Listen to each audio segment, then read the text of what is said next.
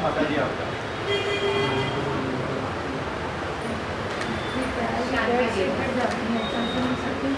हाँ, गाँव कुठला?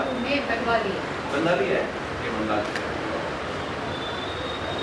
इसलिए इनको नीचे हाँ, और ये क्या चल भी नहीं पाते तो ये प्रवाल करके गाड़ियाँ ले जा रहे हैं वॉशरूम। हाँ वो बढ़ेगी तो will try to tie up with nearby polyclinics, वो कोशिश चल रही है। इन हाउस भी है छोटा सा, वहाँ हॉस्पिटल वाला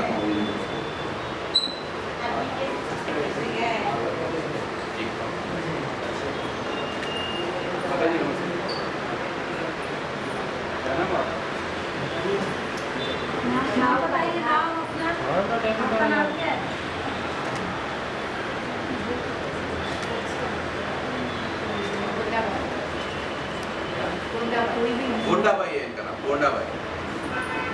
yes, locally will fill local people once they get trained, train the people, local people here। तो अभी फिलहाल उनको वो डर लगता है, किसी को कर नहीं पाते हैं, टाइम लगेगा। वो सामने वाला वॉल्स है, हाथ से तो ना फाइनली वो स्टाफ है तो परफॉर्मेंस शुरू हो जाएगा।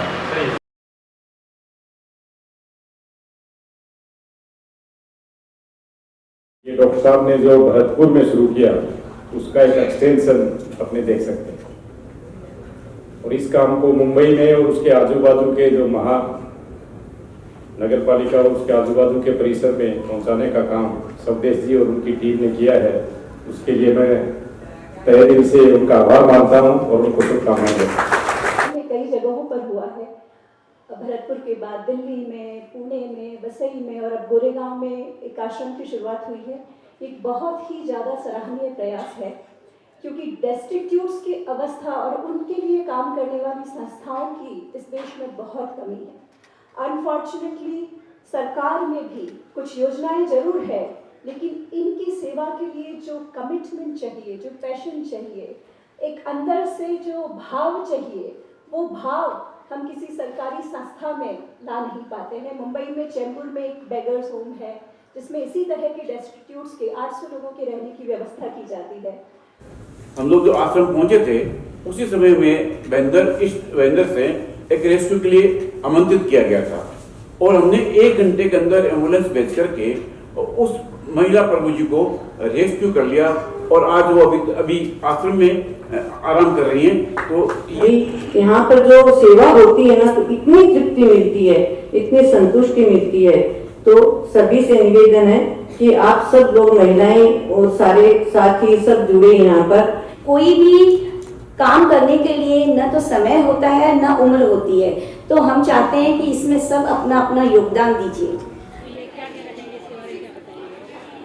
तो अपना घर आश्रम के बारे में तो आप सभी लोग जानते हैं कि भारत में ये 65वां आश्रम है, और ये मुंबई का पहला महिलाओं के लिए, केवल महिलाओं के लिए आश्रम है, और अब ये शुरू हो गया आज से। तो जहाँ तक इसके ऐसे आश्रम का महत्व है कि मुंबई में मुंबई माया नगरी के नाम से बहुत फेमस है, तो भारतवर्ष से सभी लोग यहाँ अपना कैरियर बनाने आते हैं। और बहुत बार ऐसा होता है कि महिलाएं खासकर भटक जाती हैं, परिवार से बिछड़ जाती हैं, और बहुत कारण हो सकते हैं कि वो ऐसी स्थिति में आ जाती हैं कि न घर के रहते हैं, न कोई उनको सुविधा मिलती है, और रोड पे आ जाते हैं, और स्थिति बहुत ख़राब हो जाती है।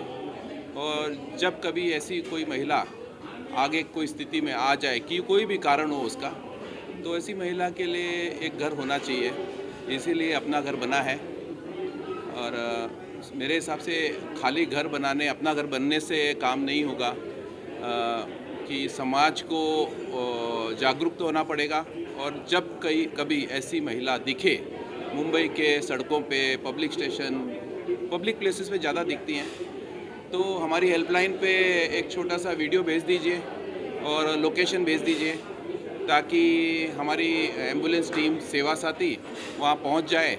और हम ऐसी महिलाओं को प्रभु जी बोलते हैं, कि प्रभु जी को रेस्क्यू करके, उनका पुलिस पेपर वर्क करके उन्हें अपना घर गोरेगांव में लेके आ जाए। फिर वहाँ पे से जिम्मेदारी हमारी शुरू हो जाती है। किस तरीके से लोगों को वहाँ पर आप लोगों को रेस्क्यू कैसे तो अभी हमने वसई में पुरुषों का तो आश्रम शुरू कर दिया है ऑलरेडी, और वहाँ पे जैसे मैंने कहा था अभी थोड़ी देर पहले कि 300 प्रभु जी को हमने 1.5 साल में रेस्क्यू किया है, और उसमें से कुछ 40-45 को अपना घर भी मिल गया और अपने घर से उनका मिलाप हो गया, अपने घर जा चुके हैं। और अभी हमारे पास 200 से ज़्यादा प्रभु जी वसई आश्रम में हैं। तो यहाँ पे हमारी कैपेसिटी रहेगी 110 महिला प्रभु जी की, और जब आश्रम अगर फुल हो जाता है तो हम कुछ प्रभु जी को भरतपुर आश्रम शिफ्ट कर देंगे, जो जहाँ हमारी व्यवस्था 12,500 प्रभु जी की व्यवस्था है भरतपुर आश्रम में, जो विश्व का सबसे बड़ा आश्रम कहलाता है।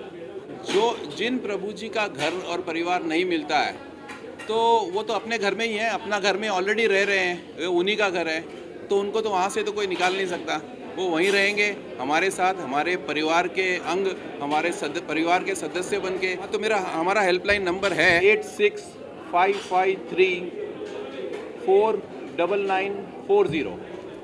आप इस नंबर पे व्हाट्सएप वीडियो भेज दीजिए, लोकेशन भेज दीजिए, और हो सकता है तो फ़ोन भी कर लीजिए, तो हमारे सेवा साथी एम्बुलेंस लेके वहाँ पहुँच जाएंगे और प्रभु जी को रेस्क्यू करके अपना घर आश्रम ले आएंगे। बेसिकली हम उत्तर प्रदेश के रहने वाले हैं।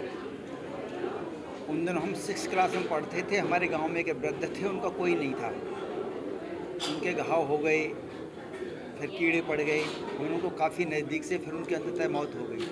काफ़ी नज़दीक से उनकी डेथ को देखा, जब से ही ऐसा कुछ मन में था कि ऐसे लोगों के लिए कुछ किया जाए जिन्हें कोई संभालने वाला नहीं होता है। उसके बाद होम्योपैथी में मेडिकल ग्रेजुएशन किया है, वो फाइनल किया, अगले दिन से ही ये सेवाएं शुरू कर दी, प्रभु जी को लाना शुरू कर दिया। लाते लाते घर पर ले आते थे, वहीं पर सेवाएं करते थे, फिर व्यवस्थाएं बढ़ती चली गई अपने आप ही, और संख्या बढ़ती गई। अब देश में 65वें आश्रम की श्रृंखला शुरू हुई है, जहाँ पर भी समान विचारधारा के साथी मिल जाते हैं, ऑर्गेनाइजेशन मिल जाते हैं, बस वहीं पर सेवा शुरू हो जाती है।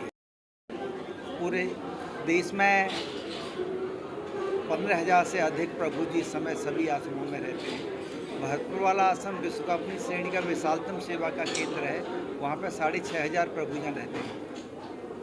नहीं, ये समझना पड़ेगा कि जिन्हें हम भार समझते हैं माता पिता को, जब वो हमारे काम के नहीं रहते ये कह सकते हैं, वो पोटेंशियल नहीं रह सकते ये कह सकते हैं, वो प्रोडक्टिव नहीं रह सकते ये कह सकते हैं, तो उनको भार न समझें।